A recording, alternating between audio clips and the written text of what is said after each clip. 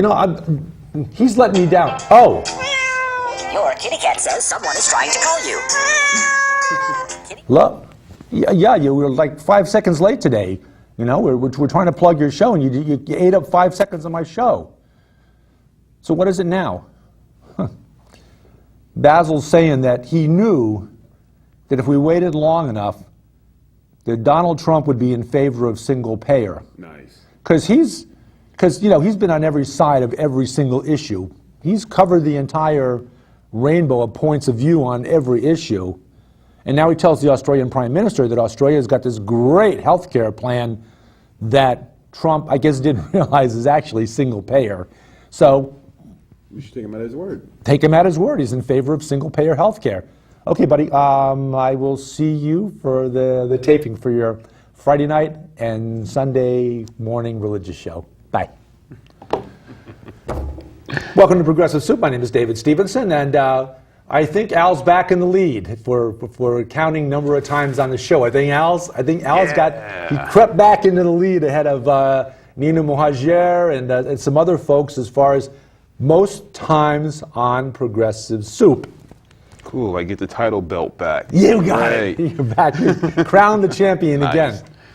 So we're going to talk about Black Lives Matter, but we're also going to go away from Black Lives Matter to a local issue where we'll just have to say lives matter. But go ahead, Al. Tell us about it. Well, you know, the Black Lives Matter movement is a very important movement. And I think that now, more than ever, we have to be very vigilant and pay close attention to what's going on in our community in regards to things that affect not only the Black and African American community, but everybody in general. You know, there's a lot of important things that have been talked about within the Black Lives Matter movement, primarily the interaction between African Americans and law enforcement. Mm-hmm. And I think one of the reasons why a lot of the stuff we see on TV of like African American youth getting beaten up or hurt by the police or by law enforcement is because of that little device you have right there. Yeah. If we go back to 1991, 92 of the Rodney King beating, think about that was like the seminal moment of all this stuff. Well, and in that moment, as you recall, when that happened, mm-hmm. everybody in Los Angeles like, hey, we told you so, but finally it's on video. Yeah. Think about the recording device that was used to document that particular incident. The camcorder that was used for that. That's a camcorder. It's probably on your shoulder. Yep. You know, you had the little eyepiece you had to look through. You know, the big, gigantic thing. I bet you had one of those, didn't you? VHS tapes that are about that big. Oh, I'm way back. You had one of those, didn't you? My dad had his first camcorder in 1980. Oh. So that's how far back I go with video stuff. I'm from a family of geeks. But I know, but I wasn't going to say it. But the reason why I bring that up is that now we have video capabilities, high definition video capabilities that can catch low light situations with that little device right there. Watching you. Watching you, watching me. We're watching you. And even more important, you can stream. I was at a forum this past weekend that I streamed online on Facebook, mm-hmm. Richard Blumenthal's town hall meeting. I did the entire town hall meeting on my cell phone. With that technology, you have the ability to document instances of law enforcement roughing up kids, or in many situations, killing African American youth. Quick shout out to Dick Blumenthal because as a lot of people knew, but I didn't, I found out on Saturday that Dick Blumenthal is squarely in Bernie Sanders, speaking of single payer, Dick Blumenthal is squarely in the camp of Bernie Sanders when it comes to single payer health care. So now that it's back on the table, it's under discussion because of the guy in the White House. Not just a remark about Australia, but just general non-knowledge of most anything. But continue. Well, quickly on single payer, I don't think the single payer can be like put it on it's Bernie Sanders' idea. You know, public option for health care has been around for a long time. As you recall, during the whole ACA debate, the public option was talked about in great detail. Yeah. And Hillary Clinton, for her credit, fought very hard when she was First Lady to reform health care. So the health care thing in the single payer is not attributed only to Bernie Sanders, as Bernie Sanders people like to use sometimes. He's a champion right now, let's say, along with Dick Blumenthal. Well, he's an independent champion talking about that. And again, many people have talked about it. But we're talking about Black Lives Matter, so I just want to get back on that real fast. And just say that we're in a situation now where, with the new Trump administration in charge, and with Jeff Sessions, the head of the Department of Justice, people should be very concerned about how situations involving law enforcement and questionable actions that they do towards our youth are going to be prosecuted or handled now within the Department of Justice. Well, we've seen one case where they haven't. Yeah. They just refused. Just refused. And that... He brought the hood back out of the closet. That sent shockwaves. I don't know why it sent shockwaves. He should have known that was going to happen. That's his history. Well, I don't understand why people are shocked that Trump would do something like this. He told you straight up that he was going to do this stuff. He surrounded himself with people with that mindset, so you should expect that these things are going to happen. It's kind of like the Department of Education with her limited or no experience whatsoever, except for giving money to the Trump administration. Now she's the head of the Education Department, or who's in charge of housing and urban development, Mr. Carson. Yeah. But we have to be very aware and very concerned and stay very vigilant as a community in regards to how law enforcement is handling and interacting with people of color. Because from what we're seeing more and more now because of video, and why I brought up the camera force, that this is not increasing. This isn't increasing. What's increasing is the documentation of this stuff that's been happening at the same level since Rodney King. Right. There maybe been, I think at last count it was 300 and something black individuals, African American individuals that have been killed by the police so far this year, that have been shot and killed. I can't say murdered because Jeff Sessions won't let me say murdered. Right. But that's 300 plus. They're heading for 1,000. And that's the instances in which somebody dies or somebody is harmed. Yeah. That does not talk about the situations in which I can be driving down the road. I own an Audi A4. I don't have a big giant speaker in the back of my car blasting music. I have a 10-year-old and a 5-year-old. I get pulled over just like that and be treated just like the drug dealer or the gang member or the person who just robbed the bank. We pulled you over because you look suspicious. I'm from the north end of Harvard, so I'm not unaware of what's happening. I grew up in that type of environment. I grew up in an environment where you need to be aware of your surroundings 24 hours a day, 7 days a week. And know to say, with an extra special emphasis, yes, sir. Yeah, and you need not like white people. No, because this doesn't wash off.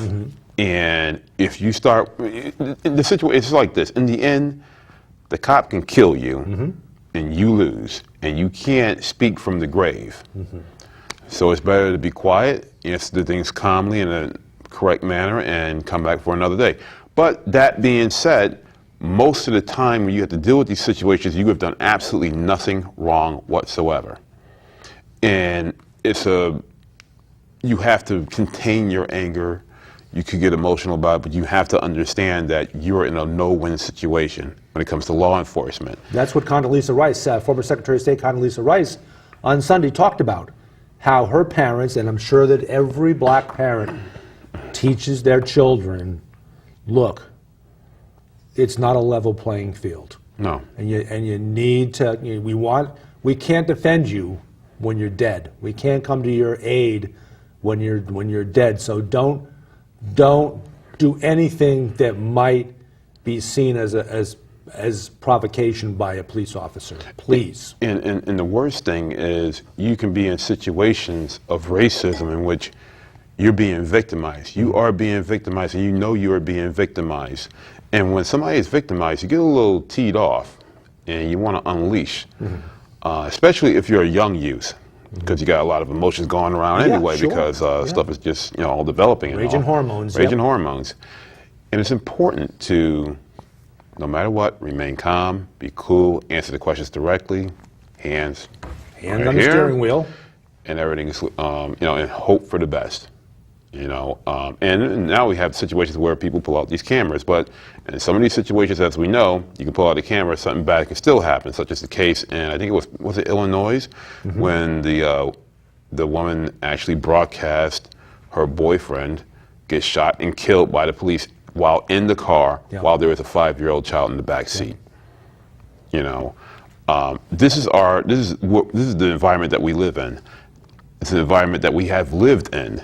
This is how it always has been.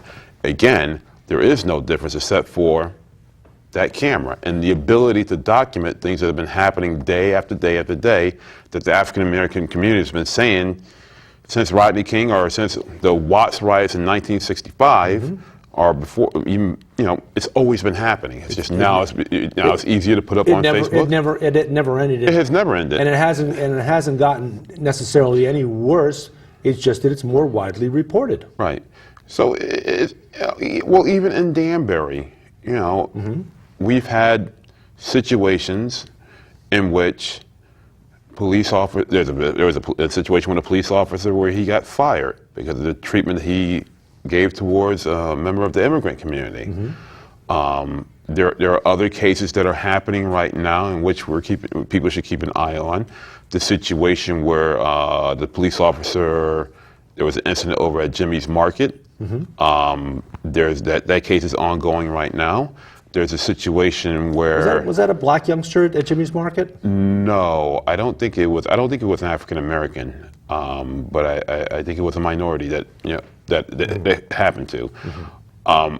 There's another incident by Rogers Park where there's a high-speed chase involving an off-duty officer that resulted in an individual dying in a high-speed chase. That situation is ongoing. Danbury had a history where there's always been a question of concerns regarding the number of minority police officers on the force and minority police officers being promoted. What's the status of that? Do you know about approximately what percentage are from what ethnicity? I not off the top of my head right here now, but I do know that we now have a new police chief. Changes are happening, but we need to have the best thing to have in situations like that is complete transparency and a complete line of communication between law enforcement and the community. So in our neck of the woods in Danbury, things are looking better. Can you say that? Can you say that unqualified or qualified? I would say that there is a new police chief, and the investigations into the incidents that I just talked about are ongoing. Good. But again, it's best to stay vigilant and keep an eye on things because again, you have a new administration that has a less favorable view on immigration. So things could happen. You don't know. Not local. When you say administration, you mean not local, but national. Nationally. Okay. Well, for instance, during the Bush administration, his attitude towards immigration probably resulted in a lot of stuff happening in Danbury. Such as the Danbury 11 case, such as ICE access in here, the multitude of incidents in which immigrants were complaining about being treated unfairly or things of that nature. You didn't hear it as much during the Obama administration. Not as much, but now we have a Trump administration, so everything can be different. The important thing is to stay vigilant, stay active, stay involved, be aware of your surroundings, and stay vigilant because it's important. To be discriminated against or to be look, when you get pulled over by a cop, it's very scary. It's a very scary experience. I'm always everybody's worried. No matter what they've done or not done, when a police officer pulls you over, it's not something to be taken lightly. But this kind of segues in with recently I had both Rahab Ali Brennan and Emanuela Palmares in talking about young people getting politically active. And in a sense, that's the equivalent of young people and everybody becoming more vigilant. Yeah, what I'd say about politics. Here's what I think about politics in regards to Black Lives Matter, or things that involve the African American community that we should keep an eye on. When Barack Obama became president in 2009, January 2009, he had the majority of the House, and he had a majority of the Senate. Yeah. All right. When it comes to things of the African American community, things regarding Black Lives Matter, I don't think that much has changed. I don't think there's been a whole lot of progress that I can point towards. Maybe the DOJ got involved with some more civil cases or cases with law enforcement, but there's still a lot of African Americans on death row. There's a lot of people who go through the court system. There's a lot of people in jail who should not be in jail. There's a lot of innocent people who are in jail. And I don't think much has changed. Definitely things are not going to be changing right now. The Trump administration, I have zero confidence whatsoever. In my opinion, we have a racist running the Department of Justice. And when it comes to politics, what I would say is, if you want to get involved and make a change, if your police department is doing bad things, change the makeup of the city council. So if the city council is not doing what you need to, doing what's in your best interest, you can vote those people out. Because talking about national things is really easy, because all you got to do is just watch TV, get it filled into your head, and everybody becomes a talking head. It's very hard the real work is doing stuff on a local level. So if something's happened with the police department, or something's happened with in your own community, get involved with your community, and come out and vote people out of office that are not doing something within your best interest. How about coming out to there was the council meetings and things of that nature? Well, we want to talk about Danbury. We recall Pauline Basso, who sent out a series of unfavorable emails regarding the immigrant community. That went out, and the person who spearheaded that complaint was a pastor for one of the big churches here in Danbury. Ivan Pitts did that, and he was also I think he was the head of the NAACP at the time. I could be wrong. I think he was. But what happened because of that? What happened with that? Pauline Basso, who at that time received more votes than anybody else on the city council. She had a history of being one of the top voters in the city. She was kicked right out of office. If you want to make a difference, the best way to make a difference is at the polls. And I am not a big fan of listening to politicians try to tell us, hey, I'm here for you, and all this stuff, because in the case of Danbury, a lot of these politicos have been around for a very, very, very long time. So in my opinion, all the politicos need to go, because you had enough time to make a change, and we're still dealing with the stuff that's happening right now. And in the case of Pauline Basso, she has a history of saying crazy stuff. I mean, she was hands in hands with Elise Marciano of the hate group here. A lot of people who are politicals are hands in hands with Marciano and the hate group, especially during the immigration days. So I remember Big T. Big T. How can we forget him? Where is he? He's not here now. He's not here anymore. I wonder why. Oh, I wonder why he's not here anymore. Probably something about advising people that they should get up on rooftops and shoot immigrants. Maybe it's has to do with some guy I know, leading the effort to get him out of here. That could be. But again, even in that case, you stand up and say enough's enough, and you go and you make a difference. And if you want to make a difference in your community, if something happens in your community, stay active and make a change. It won't take. It's not hard to make a change in your own community. It's hard to do something on a national level. Say, hey, we should get out of Syria. This is crazy. Oh, we can't do that. Yeah. But you can do stuff in your local community to make sure that your neighborhood is a place where you can raise your kids as comfortable as possible. And if something happens between law enforcement and your child, you will know where to go to speak your mind and say, hey, we're not tolerating this. And if you have a government, a local government that says, hey, we're not going to tolerate this stuff in our community, because Danbury is one of the most diverse communities in this state. You know, if we all come together and work for the common good, that evil stuff that happens can be flushed out. But it comes back down to upon being active and being aware and not being blind or not ignoring about what's going on in terms of the plights and in terms of the problems that the African Americans have been talking about. In other words, if I'm saying to you, hey, look, I'm having a problem here with this law enforcement, like, I can't believe that. That's never happened to me, then you're just not getting it. You know, if you're going to ignore the problem persists. And if you ignore the problem, not only does the problem persist, but the person complaining to you, it's like, I can't trust you. You're not on my side. I'm done with you. And divided, we fall. Now, of course, black parents, African American parents, just like everybody else, they want their kids back, so that if their kids misbehaved, they're going to come down hard on them. Because the days of parents trying to be friends with their kids, I think those are finally behind us. Hey, I got a 5 and 10-year-old. You got to be a parent. You got to be a parent. You got to be a parent. You got to be tough. You can't be a friend. You've got to be friendly with your children, but not a friend. They got enough friends. Right. They don't need any more friends. Mom and dad or auntie and uncle, none of those people need to be their friends, but need to be strict with them and set them straight. But that can't happen if the kid doesn't come home alive.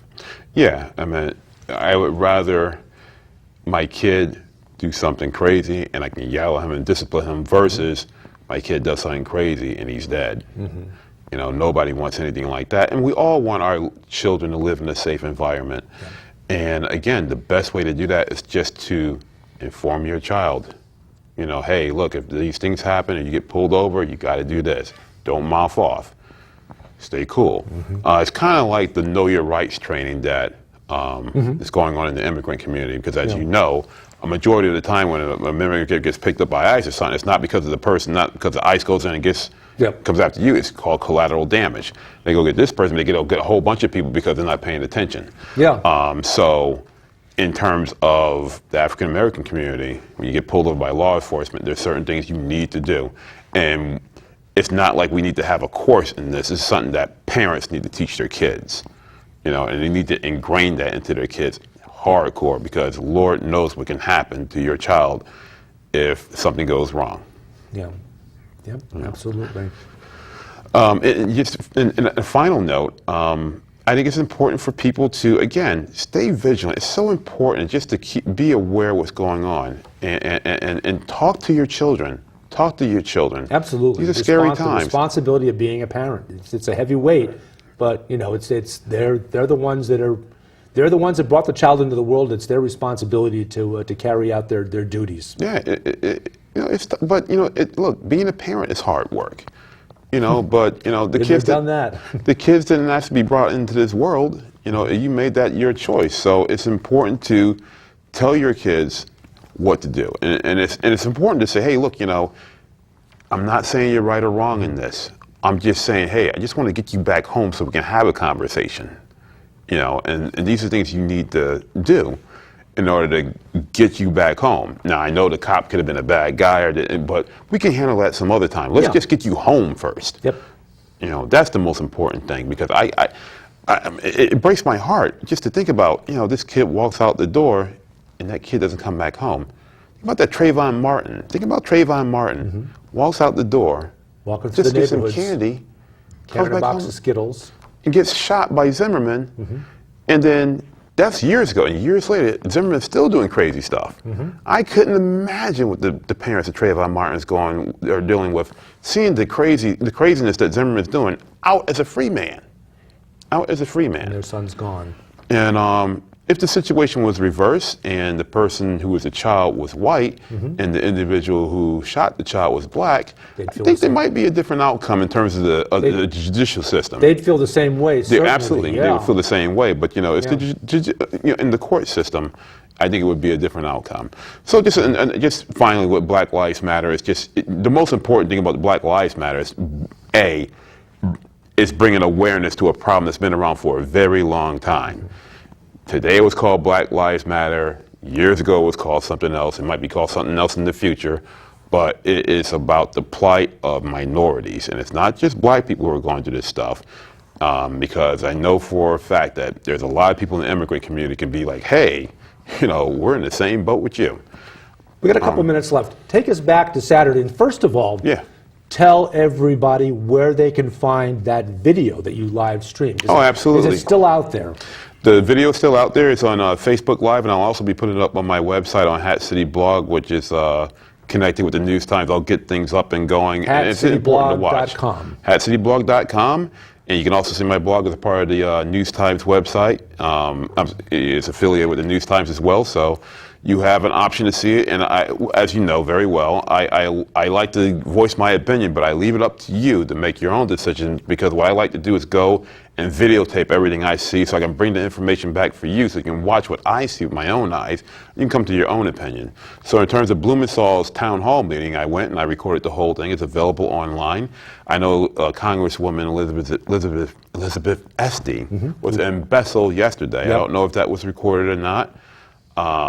But it's important to stay in touch with your Congress people and your members of Congress and see what they're talking about, especially the ones that are supposed to be part of the resistance or part of the opposition. Hold them accountable. Hold them accountable to what's going on in our country. Quick shout out to one thing that Senator Blumenthal said. Very nice remark about a former president named Richard Milhouse Nixon.